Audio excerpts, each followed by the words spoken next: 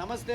అందరికీ తెలిసిందే, ఈ 2 రోజుల్లో అంటే 13వ తారీఖు ఈ నెల ఏపీ బార్ కౌన్సిల్ ఎన్నికలు జరగబోతుంది.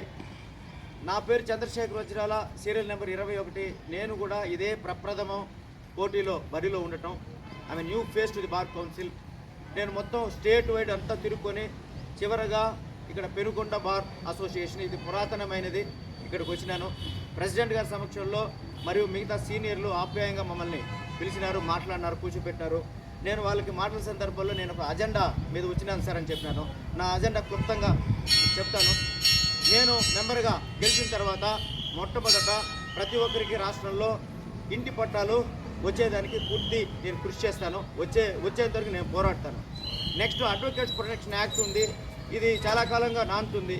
నేను సెంట్రల్ గవర్నమెంట్తో టీంతో కూర్చొని ఆ యాక్ట్ కూడా త్వరితగతిన పూర్తి అయ్యే విధంగా ఇంప్లిమెంట్ అయ్యేదని నేను చూస్తాను. నెక్స్ట్ బ్యాంకింగ్ వ్యవస్థ అనేది లేదు మనకు. బ్యాంకింగ్ అంటే ఎవరైనా అడ్వకేట్ నాకు లోన్ కావాలి అనేసి ఒక బ్యాంకు పోతే వాళ్ళు ఎక్స్ట్రా ప్రశ్నలు వేసి మీరు అడ్వకేట్ కాబట్టి మేము ఇవ్వటం లేదనేసి నేరుగా చెప్పిన సందర్భాలు ఉంది. మరి నేను మెంబర్ అయిన తర్వాత బ్యాంకింగ్ వ్యవస్థను ఏర్పాటు చేస్తాను. అది ఖచ్చితంగా అవుతుంది. బార్ కౌన్సిల్ సెంటర్గా పూర్తిగా ఎక్కడైతే అమరావతి ఉందో దాని కేంద్రంగా మనము బ్యాంకింగ్ వ్యవస్థని ఒక కోఆపరేటివ్ సొసైటీని ఏర్పాటు చేస్తాం. దాని ద్వారా మనం లోన్లు తీసుకోవచ్చు. ఇలా చాలా చాలా విషయాలు ఉంది. అదేవిధంగా యువ న్యాయవాదులకి ఆర్థిక సహాయం, స్టైఫండ్ గురించి మాట్లాడినాం. ప్రతి నెల 5,000 రూపాయల నుంచి 10,000 రూపాయలు, ఏది 1 సంవత్సరం నుంచి 5వ సంవత్సరం ఉన్న న్యాయవాదులకి.